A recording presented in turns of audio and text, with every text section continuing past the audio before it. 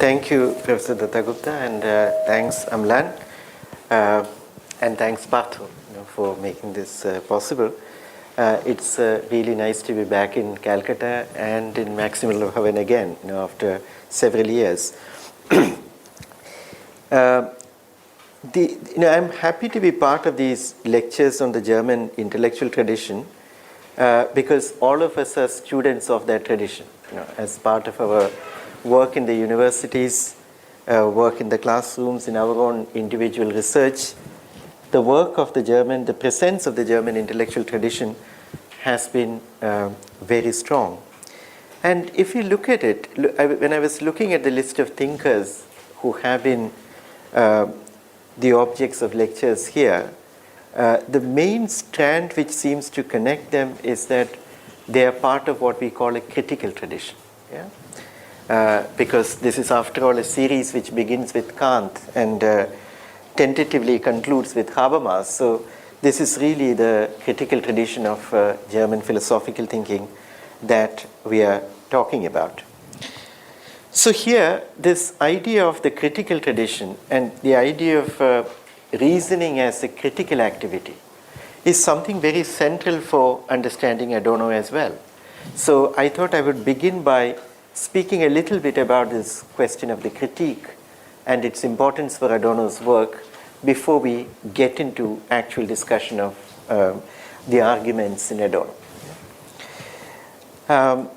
Michel Foucault has a very interesting essay called What is Critique, in which he tries to track two different kinds of activity as having kind of merged together to form our modern idea of the critique. One of them is, of course, the philosophical idea of the critique, strongly exemplified, probably paradigmatically exemplified in Immanuel Kant's three critiques. And the second is a much more ordinary level of activity of political polemic, that of what we call criticism, so to say, political criticism, which are primarily aimed at saying what one is refusing, what one is not accepting. Michel Foucault saw this as a way of refusing ways of governance and indicating how one wouldn't like to be governed or like to be ruled. So these two levels of the critique are important to keep in mind. On the one hand, a specific level of political intervention, which is actually aimed at showing how one doesn't want to be ruled or governed, what kind of political arrangements one is refusing. And the second is the philosophical activity by which reason interrogates itself, sets limits to itself, and lays out procedures for its proper functioning. And we know that in Kant, that was actually an important sense in which he understood the critique. We know that in Critique of Pure Reason, the activity of critique becomes a kind of judicial procedure. Reason puts itself on trial, so the prosecutor, the accused, and the judge, all three are actually reason. So in this internal trial that reason performs itself, you begin to lay down the fundamentals of critical reasoning or proper reasoning. Now we know that in Kant, this gesture of putting reason on trial, or gesture of the critique, is simultaneously what you can call a moment of humility of philosophy. And at the same time, it's a moment of great audacity or courage of philosophy. Now Kant begins by saying that many of the questions that philosophy has so far posed before itself are questions which are too big for philosophy to answer. They are improper questions. Before we begin proceeding with philosophical questioning, we need to ask, what is human reason capable of answering? What is the human subject capable of knowing? So the first moment in Kant's activity is one of reduction, one of humility, taking out all the things that philosophy cannot know and should not actually be asking questions about. So this reduces the scope of philosophy. What philosophy can ask actually becomes much smaller, a much smaller set of questions. But the second moment is equally important. The second moment is that Kant suggests that after we perform this reduction, after we perform this relative emptying of the desk of philosophy, then philosophy should be able to answer every question that it poses. So on the one hand, you have this idea of reduction, idea of minimizing, trimming down the philosophical project. On the other hand, there is this moment of audacity where reason claims to answer all the proper questions that it poses before itself. Now, these ideas will become important for us later on when we get to Adorno. We should also note the kind of connection between the word critique and the word crisis, which has also been a theme of some reflection by many philosophers. The etymological connection between these two words is still available to us when we speak about somebody in a hospital as in a critical condition.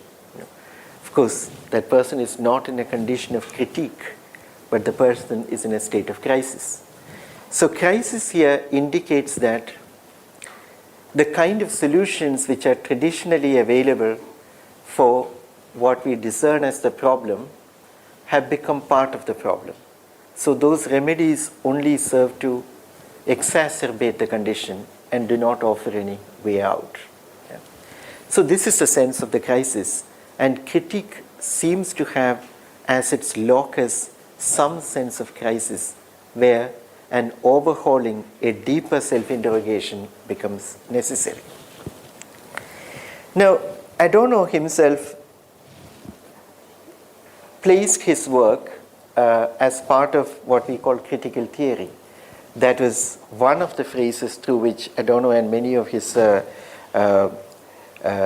intellectual fellow travelers characterized their work, like Horkheimer, Leo Leventhal, Walter Benjamin, Herbert Marcuse. So it is within this larger framework of the critical work of reason that we need to begin to approach Adorno's work. Now, already in a sheet which is in your file, you have a brief biographical write-up on Adorno, and I'm sure that an audience like this is fully aware of the main coordinates of Adorno's life. But just to remind you, he was born in 1903. His doctoral work was on Husserl, which he completed in 1924. And then he studies music under Alban Berg in the next 3 years, 1925 to 28. And he prepares a habilitation on Kant. It is submitted, but it's withdrawn before the examination in 1927. Then this is also the time his friendship with Benjamin and Horkheimer begins to develop. Then he works on Kierkegaard for a new habilitation, which again is not submitted. And then he begins teaching in 1931, but his license to teach is revoked in 1932 after the Nazi assumption of power.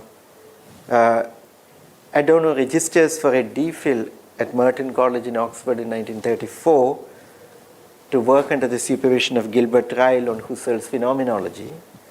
But once again, this is not completed. And some of his writings on music date from this period. He joins the Institute of Social Research, which is directed by Horkheimer, in 1938 after he moves to New York.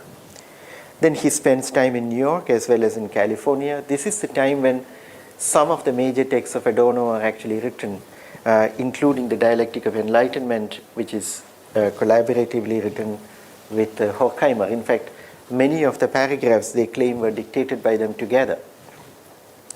And Minima Moralia, Philosophy of New Music, many of these books were actually written at that time. 1949, Adorno returns to Germany after the war. Then he works on fascism. He becomes a professor at Frankfurt University. He dies in 1969. Then his work on aesthetic theory, which was left incomplete at the time, is published posthumously, and the work was meant to be dedicated to Samuel Beckett. So this is the rough outline of his life. Now, the reason I mention these dates and some of the works is also to indicate the multifaceted character of Adorno's work. Now, if one were to look at the books which are available just in this library, you can see that the areas they intervene in and the disciplines they are part of are widely varied.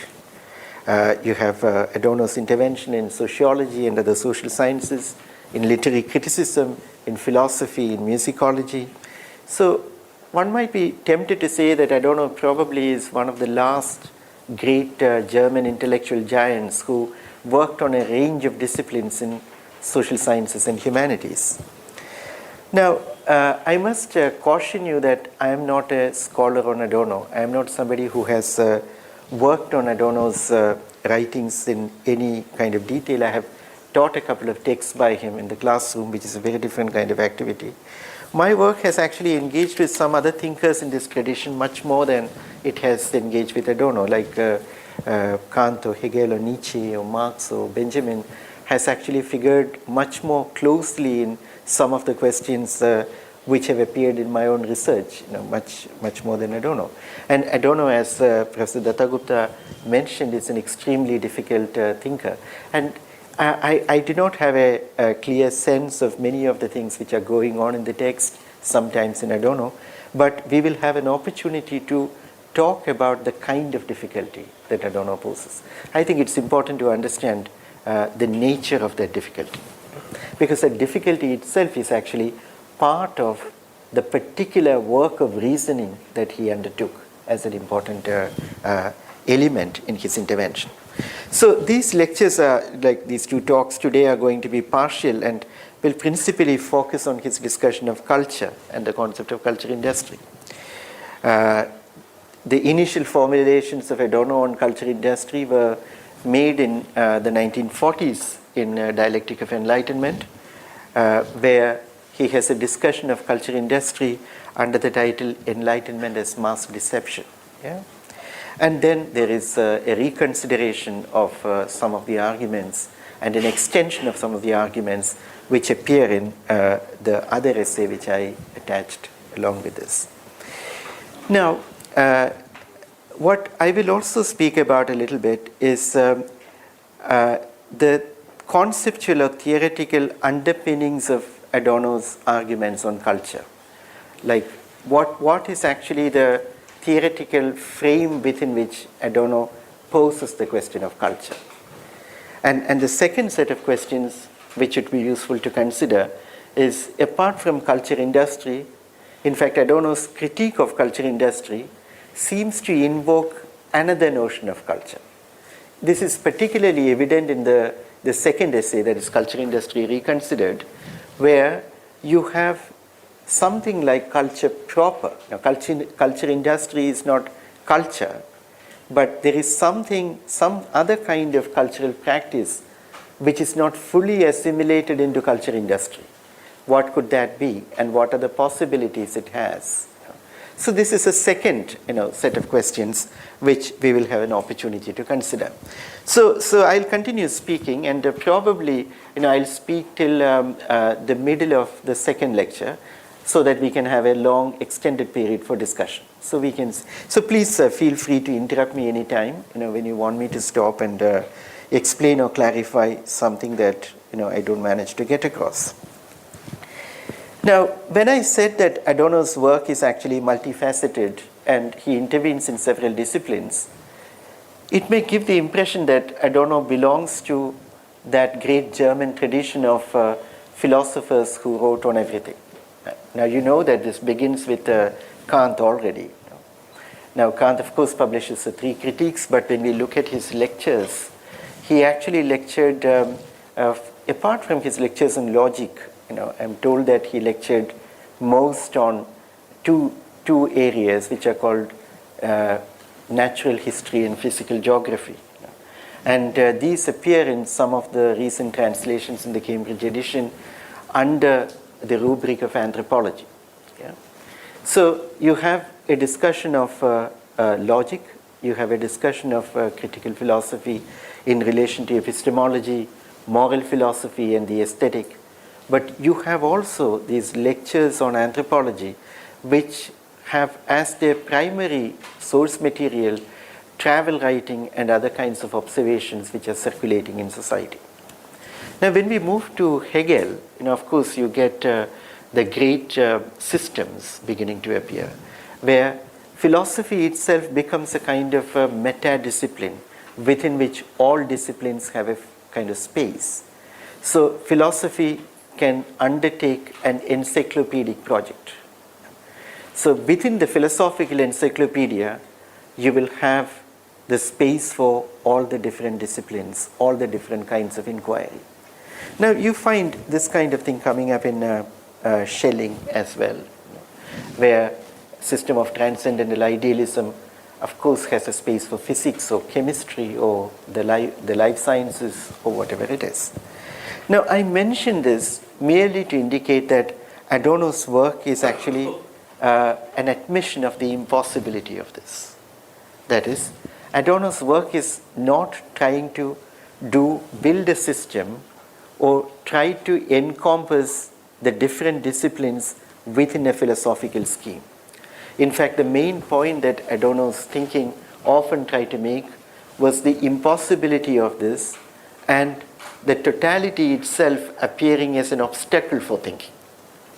So instead of the idea that in Hegel that the whole is actually the true, that truth itself appears in the form of the total, you have the opposite idea which comes up in Adorno, that the whole is the untrue, that anything which actually assumes to present totality itself is in danger of presenting something which is manifestly untrue. Yeah? So this is a good point of departure for thinking about Adorno, because totality continues to be an important concern in Adorno. That is there a possibility of totality? Can reason aspire to some notion of totality? This continues to be an important preoccupation. And there, Adorno's own kind of great indebtedness is actually to Hegel. He is a dialectical thinker.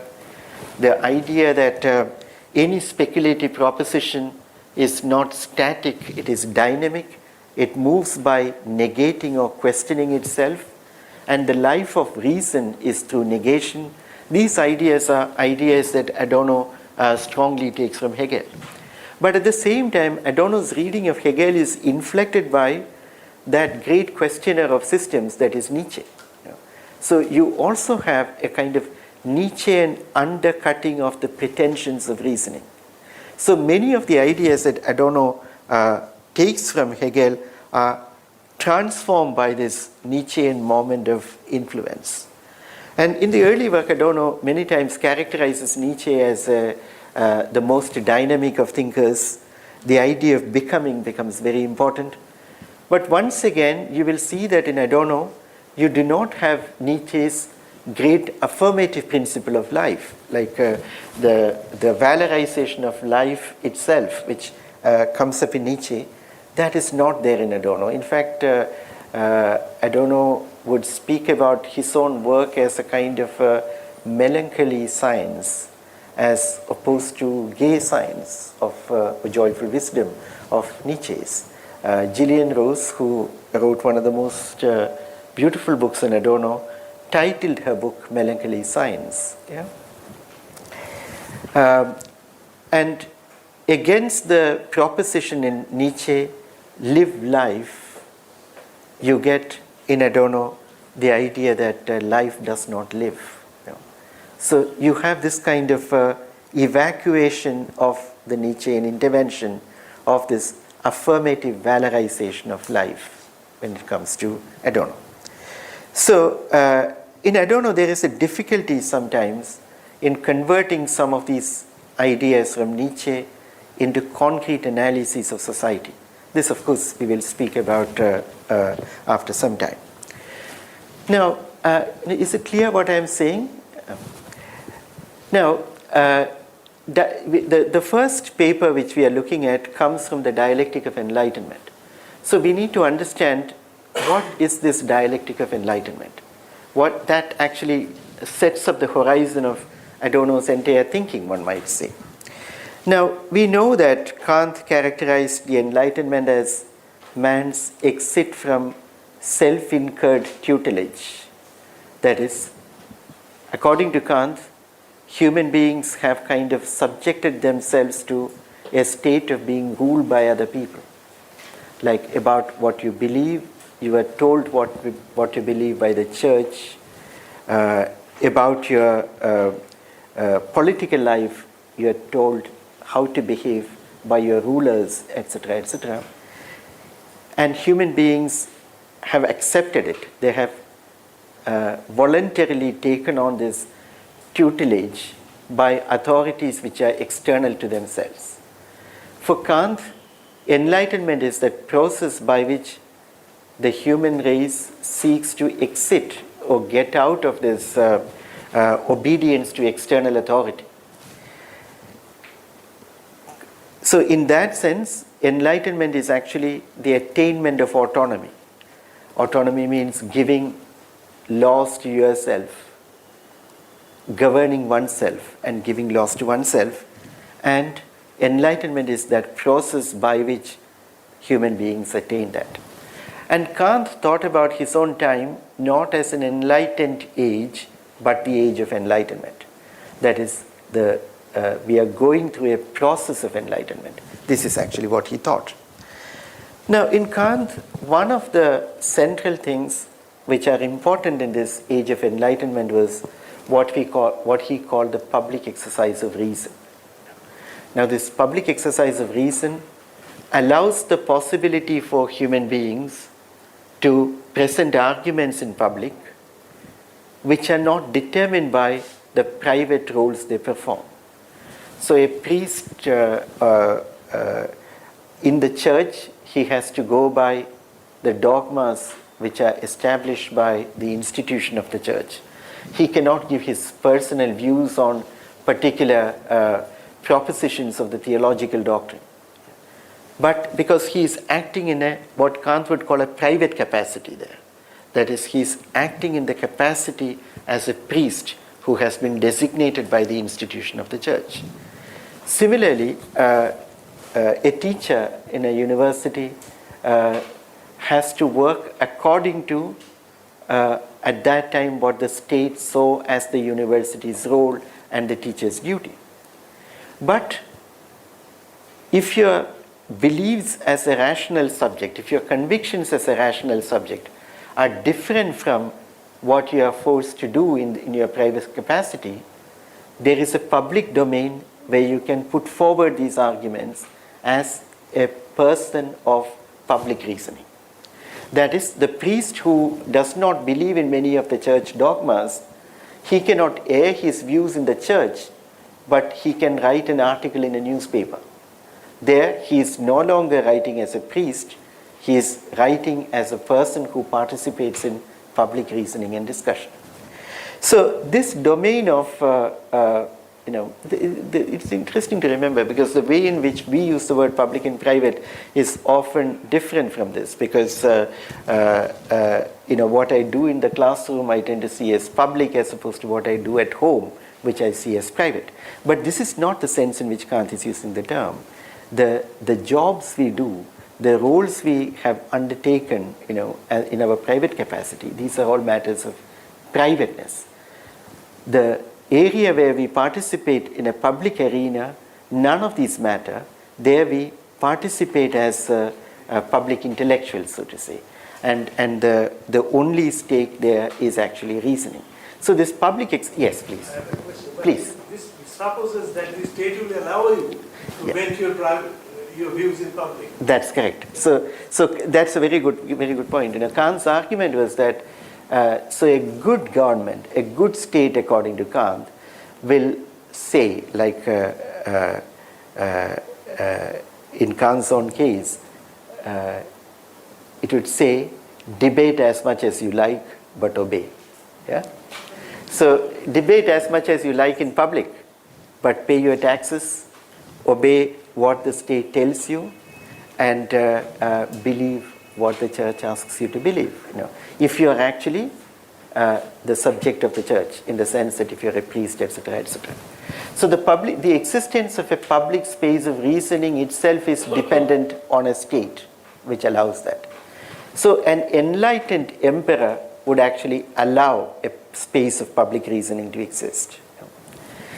Now, these arguments about a space of public reasoning later on develop into the idea of what we call civil society. But already when you come to Hegel, there is skepticism about civil society as a space for truth and universality. Because Hegel is aware that the existence of civil society presupposes a lot of economic arrangements which are unequal. The very possibility of a civil society where everybody can participate as equals presupposes inequalities in the economic and social domains. It is only by concealing it that civil society can exist. In Hegel, this takes a form that in civil society people are expressing their private interests. Now, you already have this idea in Kant that to participate in this public domain, you need to possess property, you need to have citizenship, etc., etc.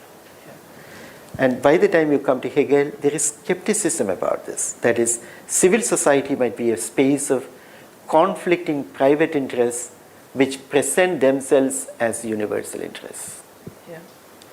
So for Hegel, of course, the solution was in the state. State is the principle of universality in Hegel. And as you know, Hegel's philosophy of right concludes with the discussion of absolute state, like phenomenology of spirit concludes with absolute knowledge. So state is the principle of universality. Now these ideas of Hegel were important for Marx, and in Marx there is this is a Hegelian recognition that civil society works by the annulling or the suppression, not annulling, but the suppression of the private interests and the inequalities. In fact, a system of commodity exchange, a system of social labor, all these are the preconditions of what is called bourgeois civil society when it comes to Marx. So this civil society excludes the proletariat, but it's not merely a matter of an empirical exclusion. The very existence of civil society is based on the extraction of surplus value from the labor process, which has created the proletariat as a class. So once you bring in the proletariat into civil society, it can no longer exist in the form in which it exists at the moment. So in Marx, there is this idea that once you bring in these exclusions or annul these exclusions, then the very nature of civil society itself will undergo a change. Here, Marx is also making a distinction between the pretensions of civil society to contain the universal, the pretensions of civil society to claim the universal, and the actual determined conditions within which it operates. This distinction between what civil society pretends it to be and what it actually is, that distinction is what Marx called ideology. Ideology is precisely the difference or the contradiction between that pretension and how things actually are. Now, this critique of the apparent freedom of civil society was to have a deep influence on Adorno, as we shall see in a moment. But the exclusions that Marx spoke about and bringing in the proletariat into civil society as impossible within bourgeois civil society, those ideas have undergone a revision in our time, because we know that the later history of capitalism allows for the incorporation of various classes into what is called civil society. So without changing the principle of class domination, now you can have a public sphere where at least notionally all classes participate. That doesn't change the nature of inequality. That doesn't change the problems which earlier civil society faced. Now, this is the kind of question which Habermas, for example, was addressing in the structural transformation of the public sphere, because bourgeois public sphere emerged under certain conditions. But now bourgeois public sphere cannot really sustain itself. It has ceased to be, this is early 1960s, it has already ceased to be a viable category because the nature of the state has changed. There is the penetration of the state into all kinds of facets of life and the inclusion of various classes into what is seen as the public domain.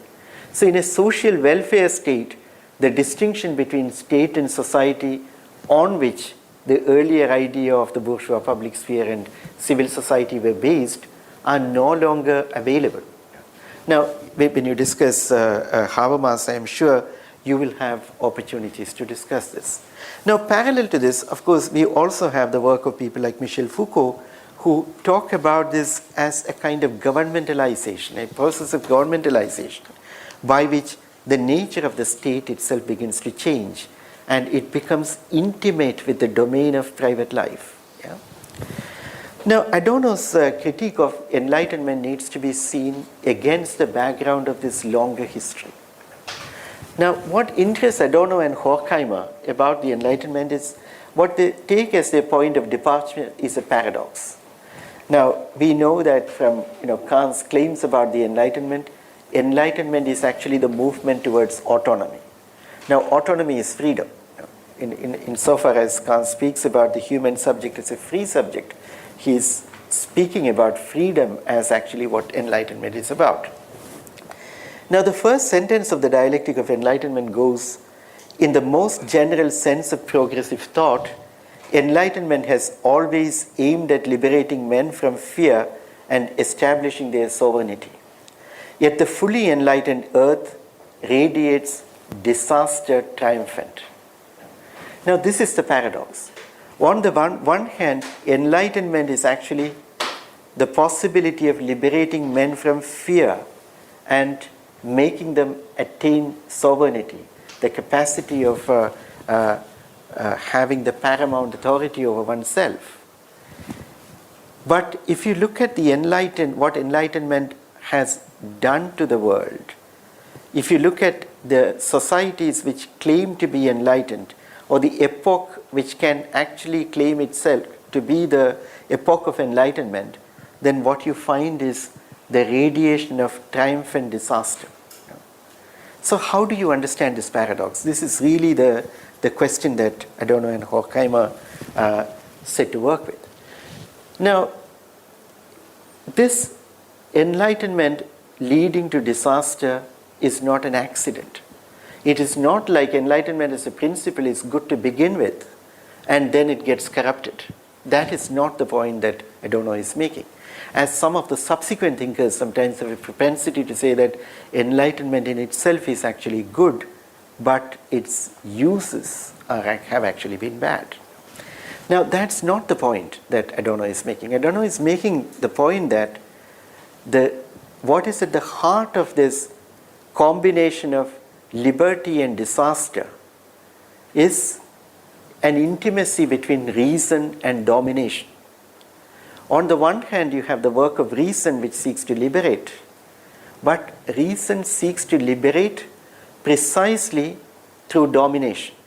Like human beings are liberated by making them dominate nature, for instance. Yeah? So the relationship between reason and domination is a kind of irreducible relationship in the history of the Enlightenment.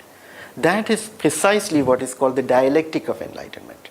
That is, on the one hand, the movement towards freedom, and the same movement becomes the movement towards domination. And you could say that the different chapters of the dialectic of the Enlightenment are glosses on this central idea.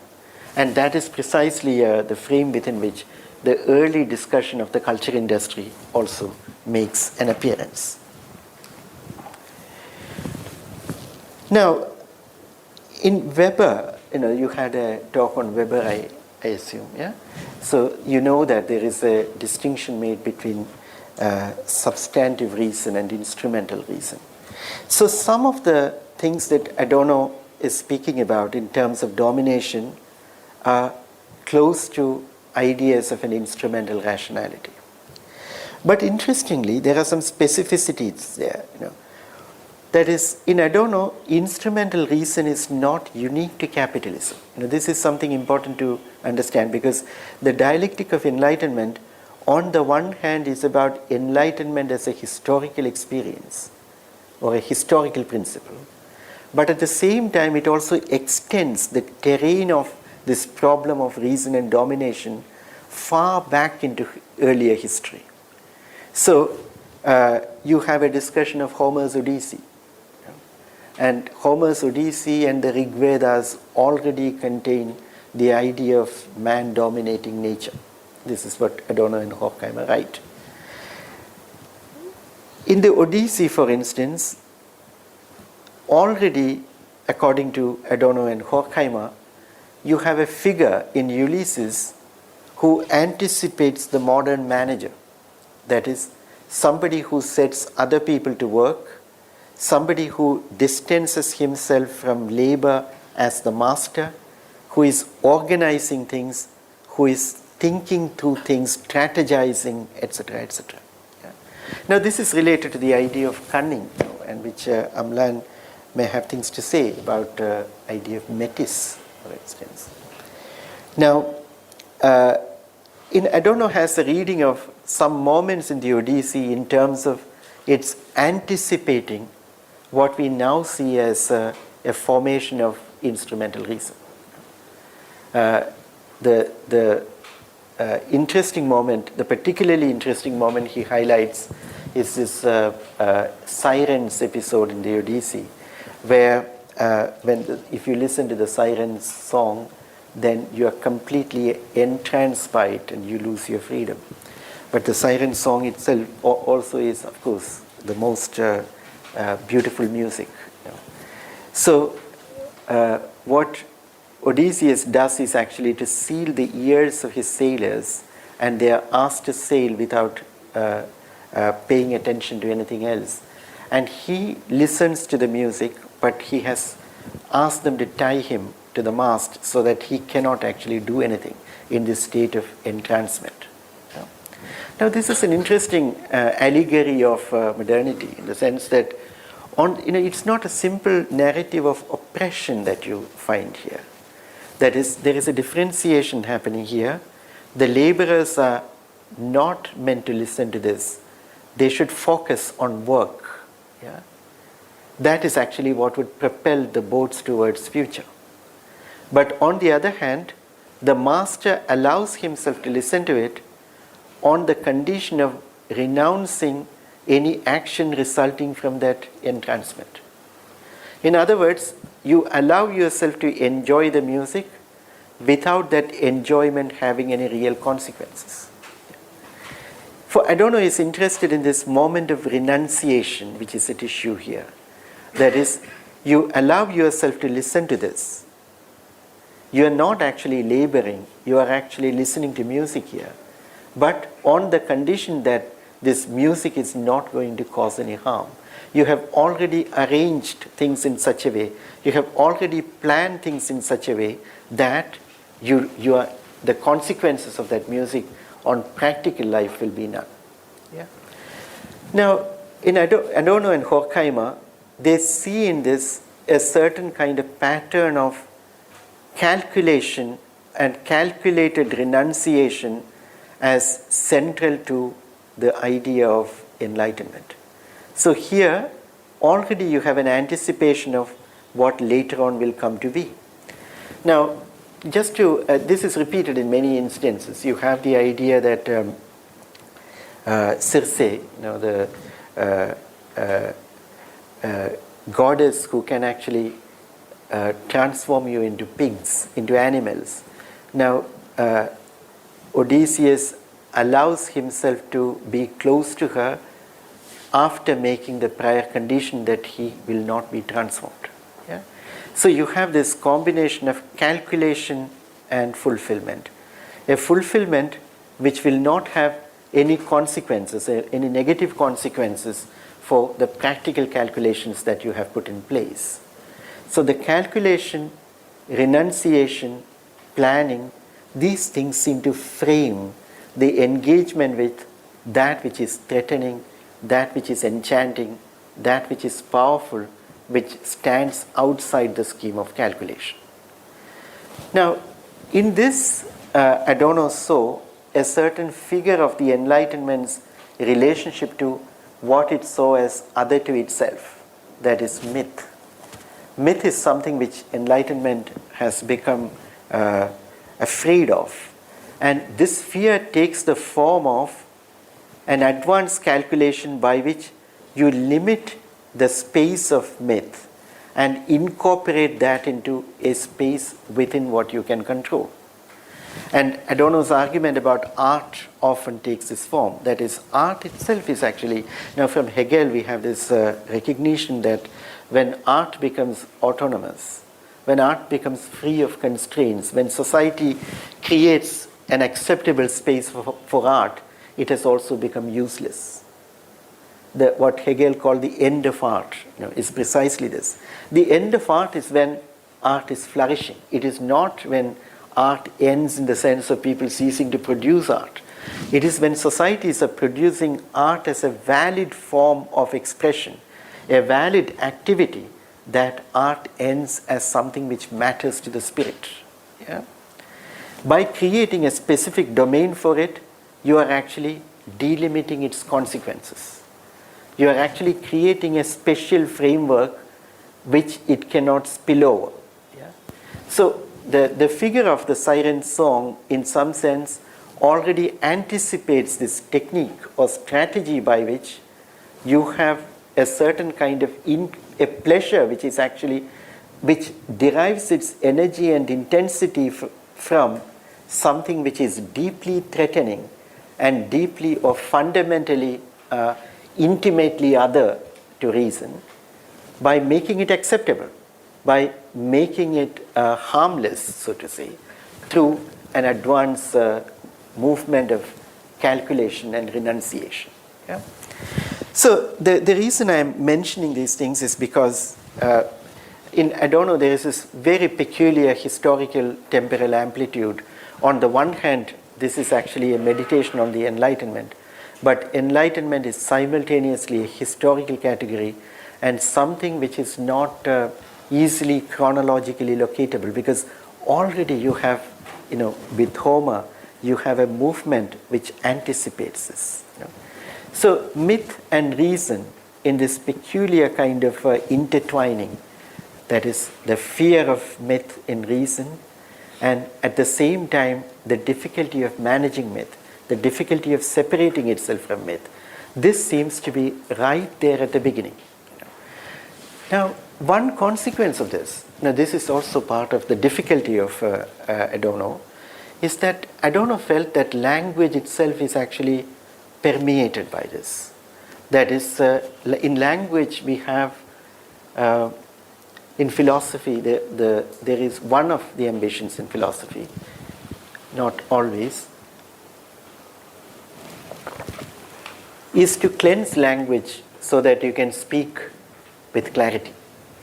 That is, language unfortunately is not made in a laboratory and its growth is uncontrollable, its life is uncontrollable. Language, precisely, its life is actually in the domain of the uneducated and the uncontrolled. That's where language develops. So when you use a word, all kinds of things come into the frame which you do not want to be there. The precision of meaning is compromised at every step. Yeah?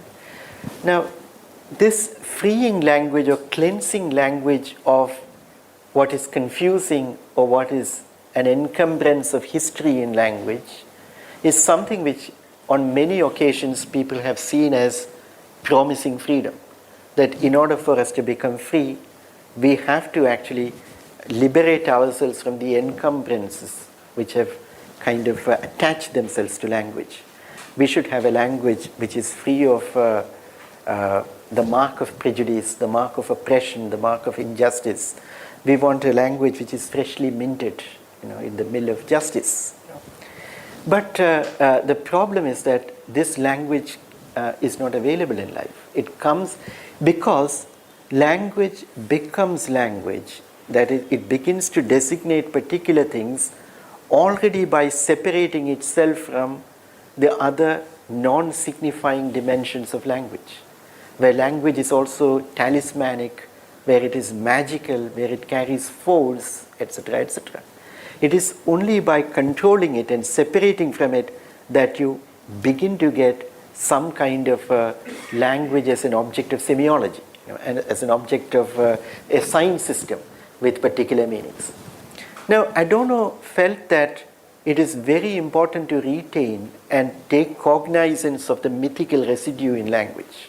That is, language is permeated by a mythical residue, and you should not actually cleanse it. Rather, you should work with it.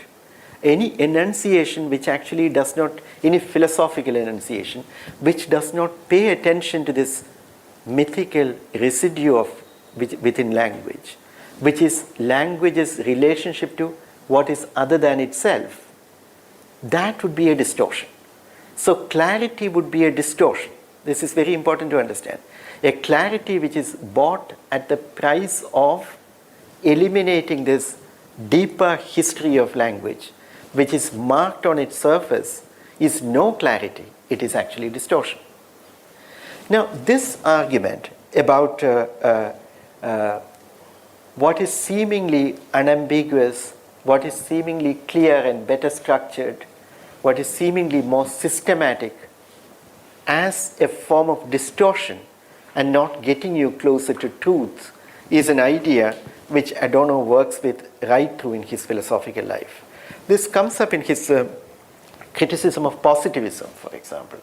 Like positivism, in attempting to look at the empirical, in attempting to look at the specific, the particular, etc., may eliminate whatever is actually reason's relationship to myth. It may evacuate its frame of inquiry of all mythology, but this will result in distortion rather than in some kind of truth. This idea is very strongly present in Adorno. So, just to sum up very briefly what we have said so far before we take a break, we began by commenting on the framework of critique within which Adorno's work is done, and then we move forward to talk about the particular paradox of the Enlightenment which shapes the arguments in the Dialectic of the Enlightenment. And there we saw that the central problem that Adorno and Horkheimer address are about the deep complicity or inseparability between reason and dominance, reason and domination. Yeah?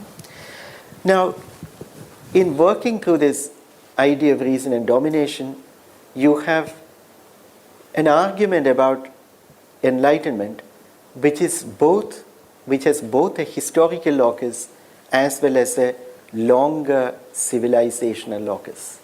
That is, on the one hand, you're commenting on capitalism and you're commenting on the work of reason in the modern period, but on the other hand, you have the larger horizon where the movement of the Enlightenment is already anticipated in Homer's Odyssey. You get these kinds of moments which seem as a kind of model or an allegory on which you can speak about the structure of the Enlightenment thought. Now, one more small point and then we shall stop. If the first major chapter in Dialectic of Enlightenment is about Homer's Odyssey, about the figure of Ulysses, the second chapter is about a 18th century figure, Marquis de Sade, after whom we get the word sadism. And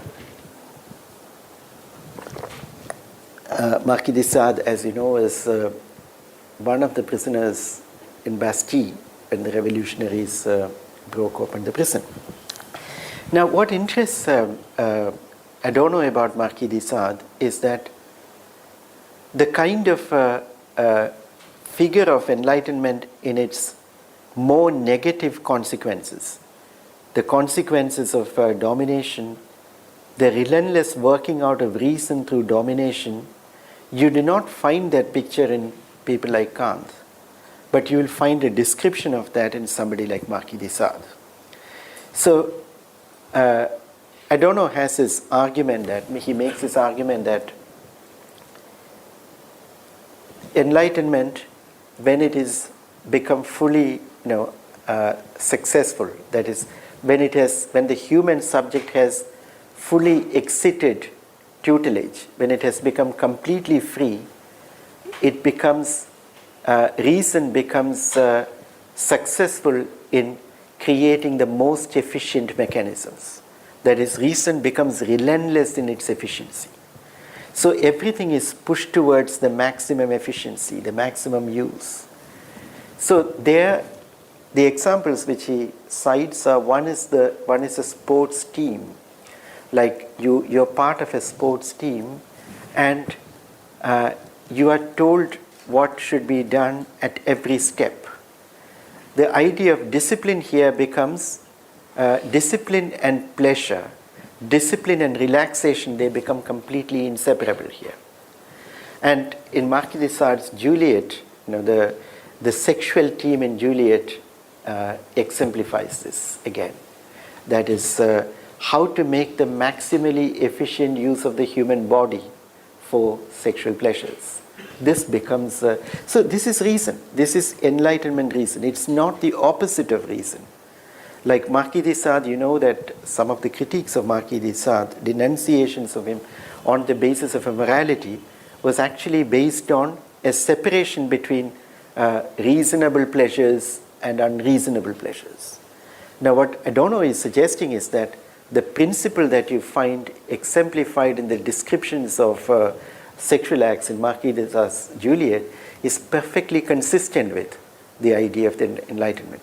So the figure of the liberated subject, the figure of the subject who has exited tutelage and has become fully autonomous, we do not have the account of its relationship to relentlessness and domination in Kant, but you will find a description of that in Marquis de Sade.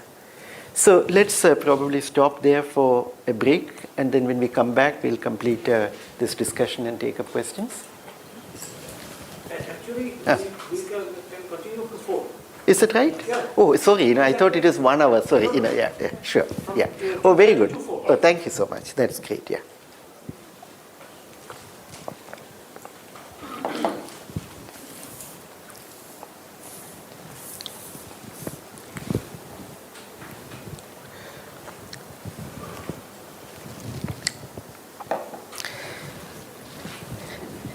Yeah, so let's continue with some of these ideas which we began.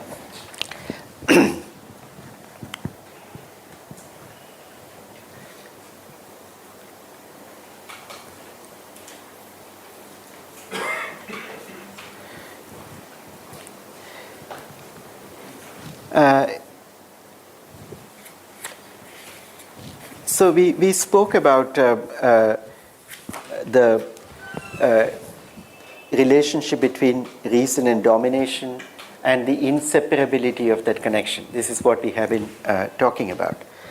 Now, what I have outlined so far is the larger argument, which is not specific to capitalism or specific to the modern period that Adorno has made.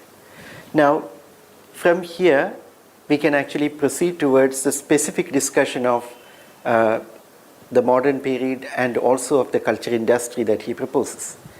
But there, once again, it is important to see the philosophical connections. In Kant, you have Kant's critical philosophy, you could say, is an attempt to make an argument about the subject who is empirical at one level, that is, all of us have experiences, we are capable of experiences, but on the other hand, we are also capable of a knowledge which is universal. So when we claim universality, we are not actually claiming some kind of particular validity that we have as individuals. We are speaking about some kind of transcendental subject. Yeah? So you have an empirical level of subjectivity, and you have a transcendental subject. The problem is, how do you establish any kind of relationships between them? Now, this is actually the kind of challenge which Kant's philosophy faces. Now, this takes many forms in Kant. Like we saw that in the case of the political domain, this took the form of an emphasis on public exercise of reason. Because on the one hand, at the level of the transcendental subject, the question of morality is a question of reason. Like in Kant, morality is an expression of human autonomy, reason's complete freedom. So the question that Kant asks is, if human reason, if the human subject in its freedom wills something, what would be that proposition that it can will? That would be morality, and that would be the foundation of morality. In other words, the autonomous human subject's moral convictions and moral beliefs and moral choices cannot actually be based on convention or what he gets from outside external authority. So what can the human subject in its autonomy recommend for itself? What can it will for itself? So this is a question of the transcendental subject, you could say. But at the same time, you also have the specific empirical level of political practice, political behavior, etc., etc. So where interests are in conflict, what states are doing are mediations between these interests, etc., etc. So how do you establish some kind of relationship between them? This is one of the issues which comes up in political philosophy. And in political philosophy, you could say the figure which actually mediates between them is precisely this level of the public exercise of reason. Because in public exercise of reason, you have arguments which are made on the basis of rational arguments and rational propositions. And these arguments are placed in the public domain where they appeal to other rational arguments and where they can lead to certain kinds of consensus. Now, it doesn't need to be the case that these are politically effective on their own, but Kant's belief was that they would exert some kind of pressure on the domain of politics, and thus a relationship between politics on the one hand and the transcendental subject's moral decisions and moral choices will come into some kind of connection. Now, I am merely illustrating here the kind of problem between the empirical subject and the transcendental subject, the kind of relationship and the way in which it is thought of in the different domains. In the case of art and in the case of what Kant calls the experience of the beautiful, Kant felt that, again, at the level of empirical experience, we see the experience of the beautiful as something which is purely subjective. Like when we see something beautiful, we do not need to think very hard to say that it is beautiful. When somebody asks you, is this painting beautiful? And if you have to think a lot to answer the question, then the answer is obvious. Yeah? So there is some kind of immediacy of subjective experience which we see as underlying judgments of the beautiful. But at the same time, Kant's problem was that this subjective experience of the beautiful is something which seems to be not entirely subjective either, in the sense that when we say that a painting is beautiful, it is very different from saying that I like this particular food or something like that. Like if you disagree about whether you like a particular dish, you do not enter into a deep discussion about it. But if you disagree about a painting or a film or a poem or anything of that kind, often it leads to discussion. Now, what is this idea of discussion there? Discussion is based on the idea that when you say that I like this film, you tend to think that the other person also should like the film. Yeah? You're making a claim which you think would be valid for everybody. Yeah? Now, in the case of your preferences about particular items of food or particular cosmetics or things of that kind, we do not tend to assume that. Yeah? We do not tend to convince somebody about that you should actually like this particular item of food, or you should like this soap, or something of that kind. But yes. But the advertisement world. Advertisement does. Exactly Absolutely. Absolutely. You should Absolutely. like this thing. Absolutely. And advertisement is precisely the domain where you can make arguments like that. And that is one of the points that Adorno makes, absolutely. So you have this assumption that on the one hand, these are subjective experiences. On the other hand, you have also the feeling that there is some kind of intersubjective claim which is involved in it. And this, of course, can take the form of discussions, people trying to persuade each other. But even without discussion, the idea that there is this claim, is something which we feel. Like we may think, what you may think of as beautiful, I may consider completely ugly, and my ideal of beauty, you may think it's horrendous. But we do not misunderstand what we mean by the word beautiful. We do not we do not end up saying that, okay, I understand what you mean by the word beautiful is what I call ugly. We do not say that. We think that you're mistaken in applying the word beautiful to this particular object. That is what we would say, isn't it? So in the case of aesthetics, once again, this subjective experience of the empirical subject and the question of the transcendental subject and intersubjective validity comes up. Now, in the case of knowledge, in the case of experience in general, you could say, that is where Kant first formulates and encounters this problem. One of the things which, like on the one hand, we have a capacity for sense experience.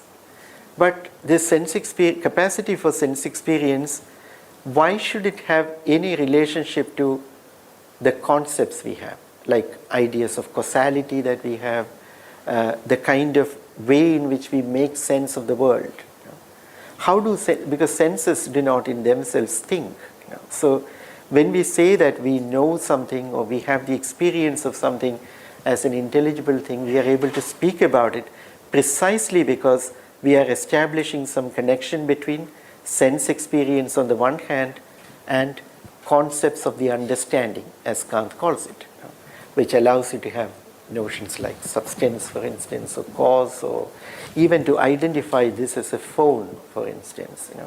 The whole activity of the conceptual understanding is at play here. This concept of the phone is not given to you in sense experience. So how does this happen? And Kant's argument in the Critique of Pure Reason is that you have something, Kant called it the deep mystery of the human soul, something called schematism. That is what the senses are offering to us. There is some activity within the human mind which allows it to prepare it for understanding. That is, create an image, unify it, and make it available for conceptual understanding. Now, Kant himself speaks about this as a mystery. That is, in order for us to have experience, the world needs to be experienceable. That is, the world, we need to recognize the world, recognize a sense experience as something which can become an object of knowledge. Now, he thought of it as a schematism which is in the human soul. Now, it belongs to the faculty of imagination, that which produces images. Now, one of the things which Adorno does is that this account which comes up in the philosophy of knowledge, the discussion of knowledge in Kant, this discussion of how our understanding or our conceptual orientation and our experience of the world are related, how some kind of connection is made between them. Adorno suggests that in our own times, that connection itself is actually worked out in relationship to the interests of an industrial society. This is where the question of advertising and other things come up.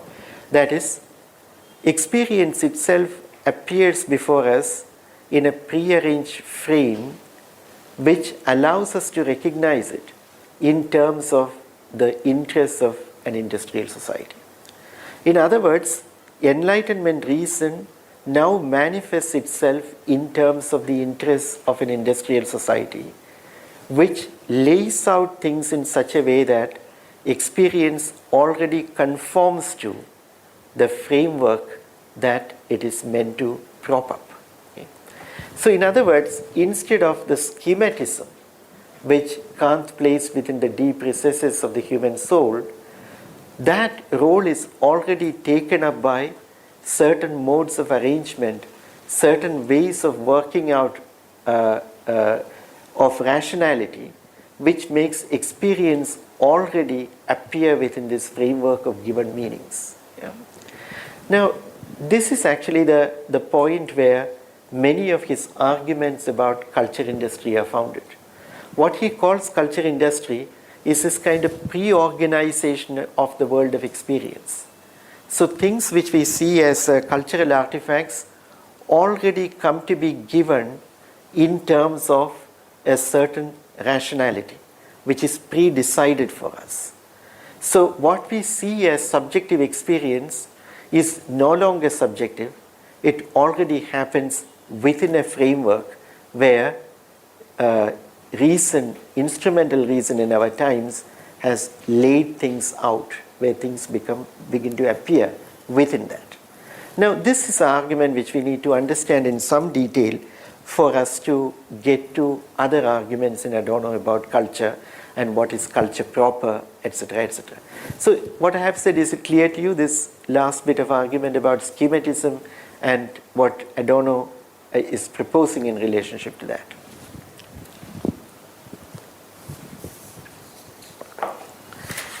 Now, to proceed further, we need to get to one of the central concepts which informs much of Adorno's thinking. This is the concept of reification. Now, the word reification itself is often understood as a Marxist concept, but in Marx, the concept of reification, I am told, occurs in very rare occasions. Marx does not seem to propose a strong theory of reification. There are other words, like commodity fetishism, as you know, is an important word. The question of value is important. The theory of value is very, very central in Marx.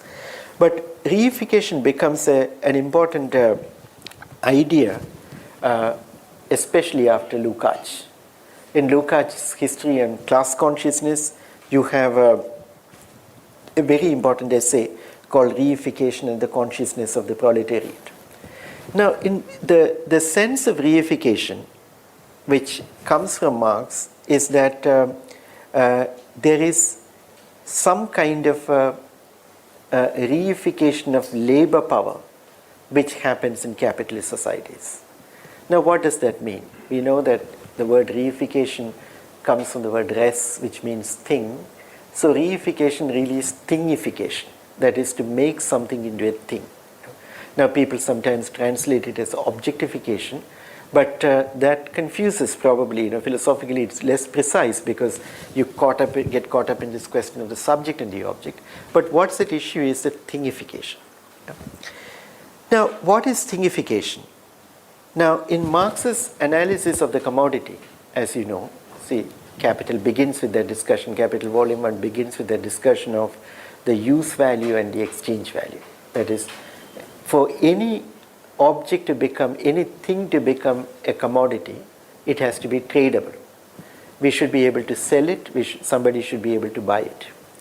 Now, if anything has to be sellable and buyable, it has to be of use.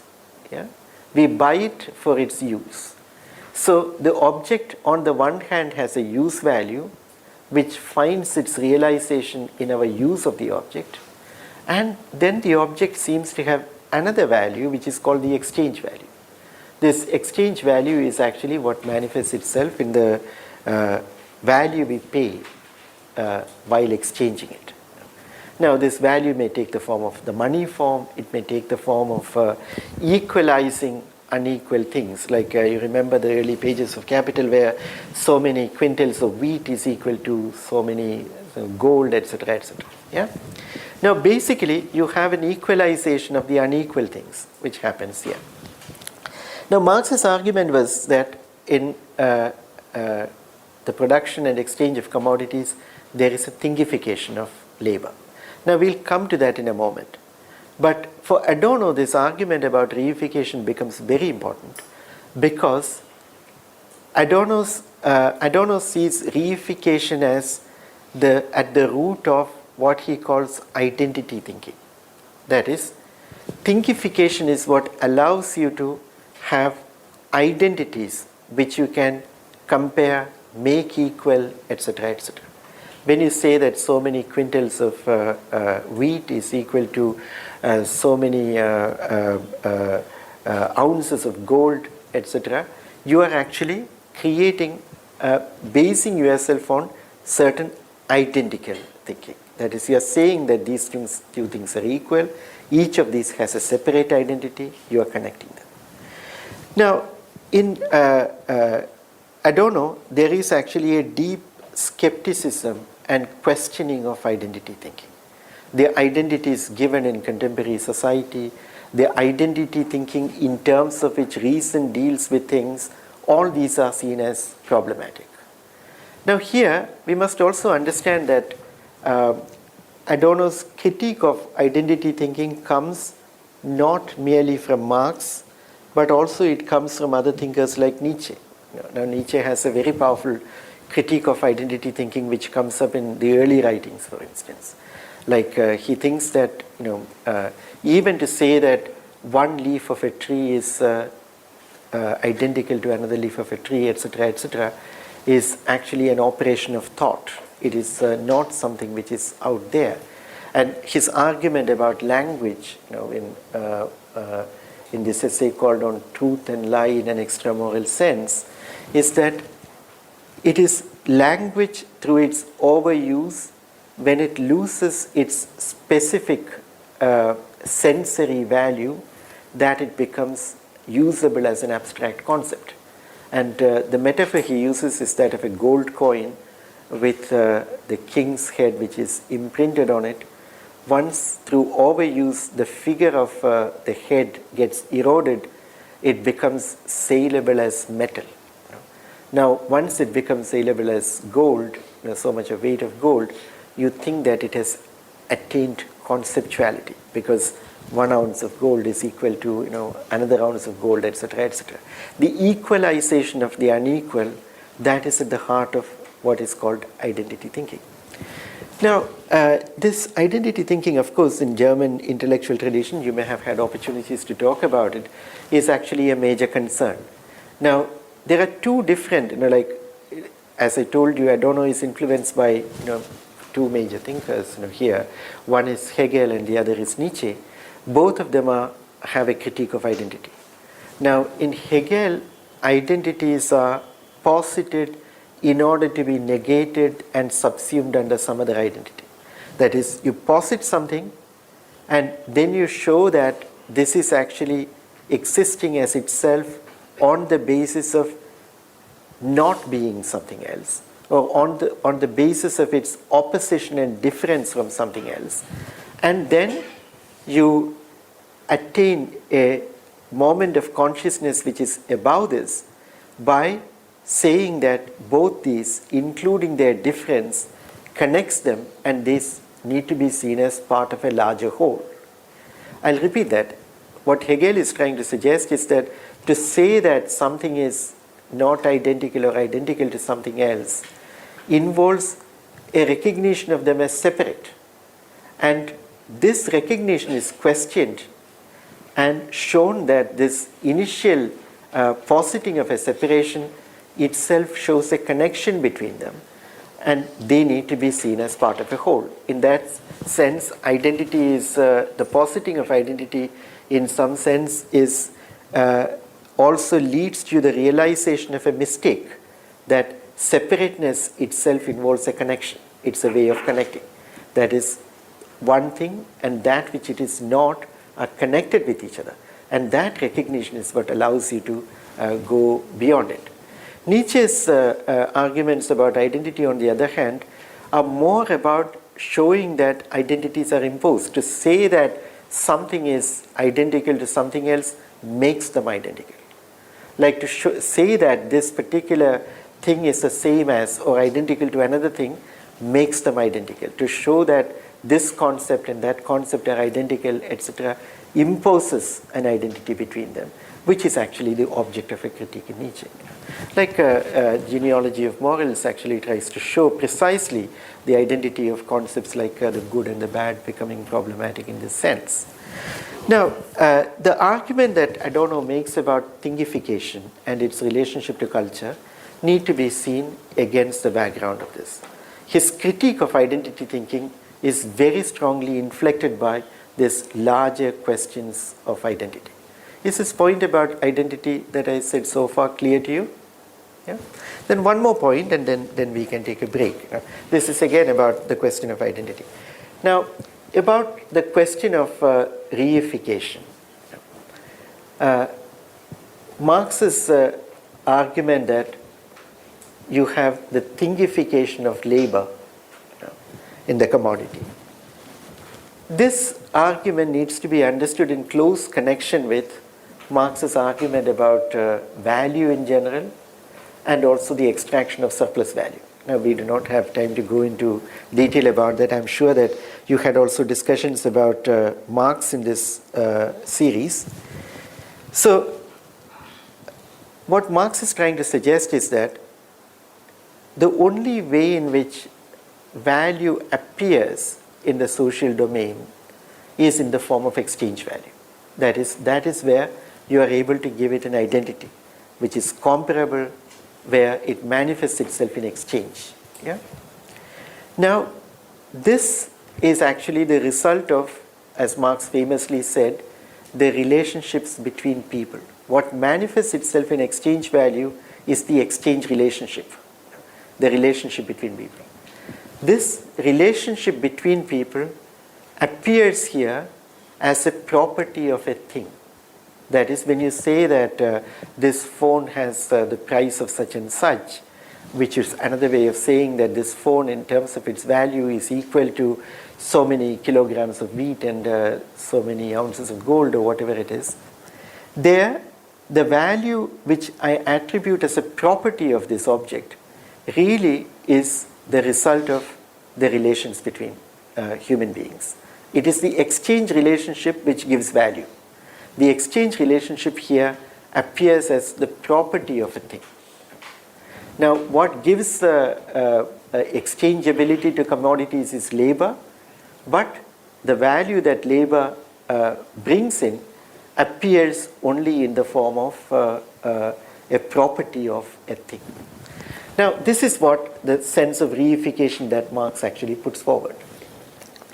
Now, this sometimes, it is misrepresented, you could say. Like people often say that the relationship between human beings appear as the relationship between things.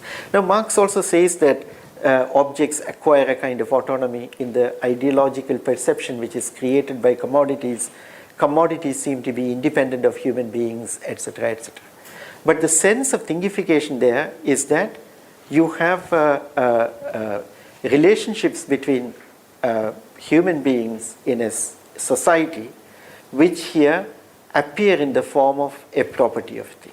This is really the moment of reification or thingification. So the question here is the really important key phrase there is appears to be.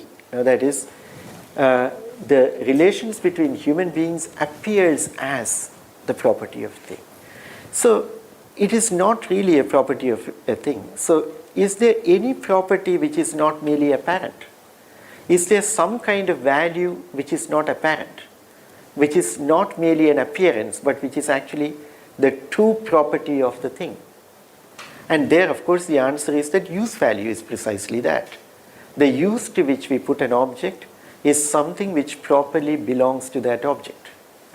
Exchange value, on the other hand, is the relations between human beings, which seems to appear wrongly as the property of a thing. Yeah? So here we have a distinction between two kinds of things. One is an apparent property of a thing, and the other is something which properly belongs to the thing. That which properly belongs to the thing is use value, and that which merely appears to be a property of a thing is of course exchange value, which is not really something which belongs to the object, but it is merely the relations between human beings which appears there. Now, this distinction was important for Adorno's understanding of culture. Not only understanding of culture, but his understanding of philosophy itself. That is, if thinkification is a central element of reason in our times, then philosophy or reason also works by thinkification. It attributes to concepts a certain solidity and apparent identity, which might actually be purely apparent, like the case of exchange value. The concepts that modern reason attributes to objects, the concepts which modern reason uses to characterize or specify the properties of objects, they may actually be tokens which are precisely like exchange value. In other words, many of the tokens of modern thought are instances of thinkification. Against that, the question arises, are there concepts which properly belong to things? Like in the case of use value.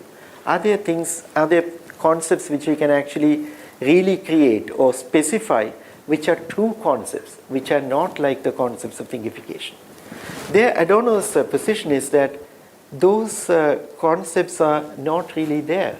We are actually trapped in the world of the concepts of thinkification, but we can problematize them. We can show their limitations. We can show their problematic relationship to objects. So Adorno's critique often takes the form of a reading of philosophy which problematizes the relationship between concepts and what they refer to. Now we are familiar with ideas of deconstruction and things like that, which from a very different perspective undertake procedures of this kind.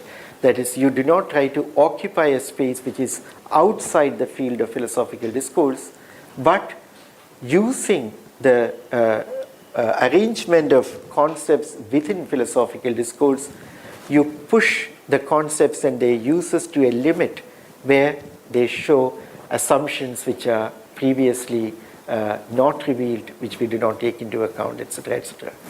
Adorno's procedure has something similar to this, but it's not in terms of a conceptual field as such.